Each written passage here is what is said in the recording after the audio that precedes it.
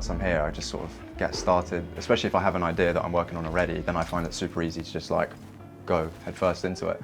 Sometimes if you're sort of doing that thing about thinking about things, it's kind of nice to have a space like this to be able to think about shit and to move around and to be able to like not care about other people being there, because a lot of studios, you know, rammed in with like 30 other people, and it can be kind of chaotic if you're trying to organise your thoughts and also make something that, you know, is personal to you.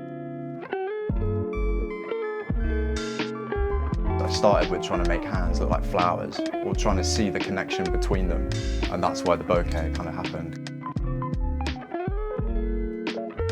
The current plan is just making structural objects using the figures as a structure, really, and to kind of create.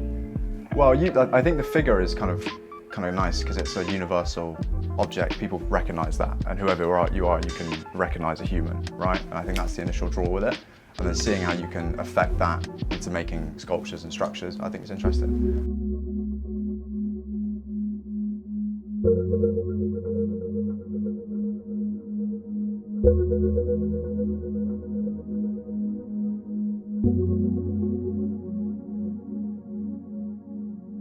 Uncanniness has always been my sort of the theme I try and emulate with everything, like that uneasiness between familiarity, something you know and something you're kind of unsure about, and that in between.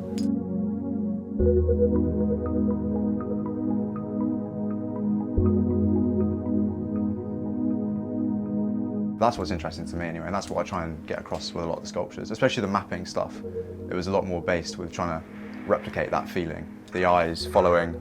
I did a motion tracking with the Xbox Kinect and had the person in the room. The Kinect would register the depth data, and then you'd have 3D objects projected onto the sculptures, which would be the eyes, and then those would follow the viewer in the room wherever you go.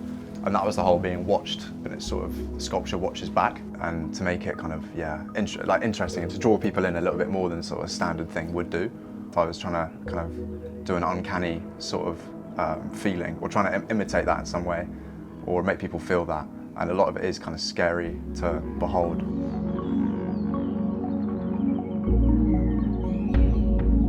I like when you see something, you're like, do I like that or does it scare me? Because I think that those two contrasts is nice. But yeah, in the future, a lot more of it, man. That's the plan anyway.